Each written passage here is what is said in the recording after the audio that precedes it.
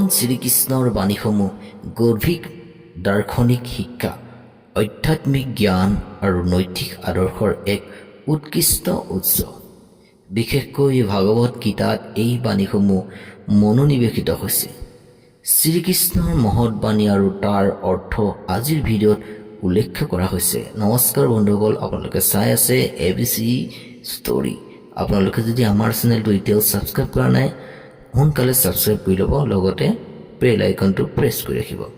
শ্ৰীকৃষ্ণই কৈছে যে কৰ্মনিৰ্ভেধি কাৰণস্তে মা ফলসি কৰাচন, অৰ্থাৎ ইয়াৰ অৰ্থ হ'ল তোমাৰ কৰ্ম কৰিবলৈ যদি অধিকাৰ আছে, কিন্তু তাৰ ফলৰ ওপৰত নহয়, ফলৰ আশা নকৰি নিষ্কামভাৱে কৰ্ম কৰি যোৱা। অৰ্থাৎ কৰ্মৰ ওপৰত মনোযোগ দিয়ক, ফলৰ আশা কৰিব নালাগে, পৰিশ্ৰমৰ পৰা পিছ হটিব নালাগে, কাৰণ ফল সৰ্বদা তোমাৰ হাতত নাথাকে। আকৌ কৈছে সমস্তং যোগ উচ্যতে, অৰ্থাৎ অৰ্থ হ'ল সমতা বা নিৰপেক্ষ মনোভাৱেই যোগ। সুখ দুখ, লাভ ক্ষতি, জয় পৰাজয় সমানভাৱে আচৰণ কৰা প্ৰকৃত যোগীৰ লক্ষণ। জীৱনত যি পৰিস্থিতি আহে সেই সকলোবোৰত মানসিক স্থিৰতা বজাই ৰখা, উত্থান পতনক নিজৰ কৰ্তব্যৰ পথে বাধা হিচাপে নেদেখা। যদা যদা হি ধৰ্মস্তে গ্লানি ভৱতি ভাৰত, অভ্যুত্থা ধৰ্ম ধৰ্মস্য তদাস্মাত্তং সৃজাত সমস্যা। অৰ্থাৎ যেতিয়া ধৰ্ম ক্ষীণ হয় আৰু অধৰ্মৰ বৃদ্ধি হয়, তেতিয়া মই ধৰ্ম প্ৰতিষ্ঠাৰ বাবে অৱতাৰ গ্ৰহণ কৰোঁ। ধৰ্ম অৰ্থ হৈছে সৎ পথ আৰু ন্যায়। যিকোনো অসত্য বা অধৰ্মৰ বিৰুদ্ধে দাঁড়াব লাগে।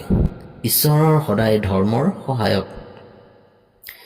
তুমি তোমাৰ মনক নিয়ন্ত্ৰণ কৰাহি, নহ'লে মন তোমাক নিয়ন্ত্ৰণ কৰি লৈ যাব।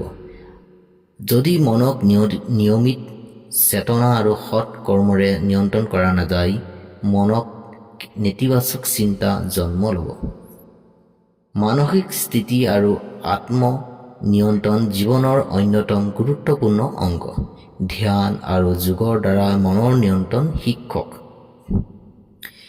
আকৌ কৈছে মামেক্যং শৰণং ব্ৰজ, অৰ্থাৎ ইয়াৰ অৰ্থ হ'ল সকলো ধৰ্ম ত্যাগ কৰি মোৰ শৰণাপন্ন হওক, মই তোমাক সকলো পাপ আৰু দুখৰ পৰা মুক্তি দিম।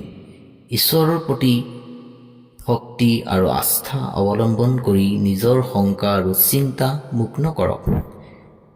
নিজ জীৱনক ঈশ্বৰক অৰ্পণ কৰি শান্তি পাওক।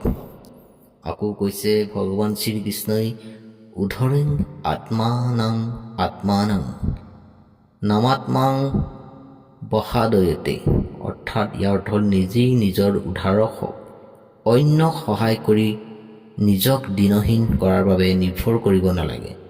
নিজৰ উন্নতিৰ বাবে নিজেই দায়িত্ব লওক। আত্মবিশ্বাস আৰু আত্ম উন্নতিৰ প্ৰতি সচেতন হওক।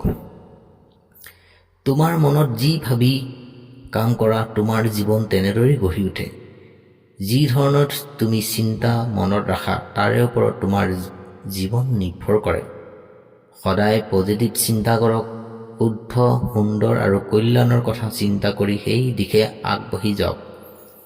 লোভ, দ্ৰোহ আৰু মোহ হৈছে নৰকলৈ নিয়া এটা নিবাস পথ।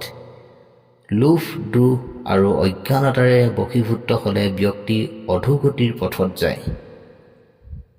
নেতিবাচক গুণে যেনেকৈ লোভ, ঈৰ্ষা আৰু অজ্ঞানতা ত্যাগ কৰক, সৎ পথে চলি জীৱনক উন্নত কৰা।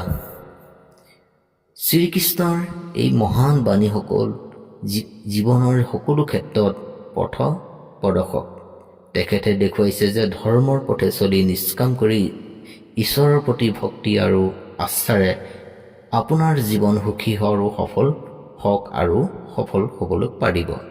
আজিৰ ভিডিঅ'ত ইমানতেই অন্ত পৰিল আৰু আশা কৰিম নেক্সট ভিডিঅ'ত আপোনালোকক লগ পাম নিশ্চয়। ধন্যবাদ।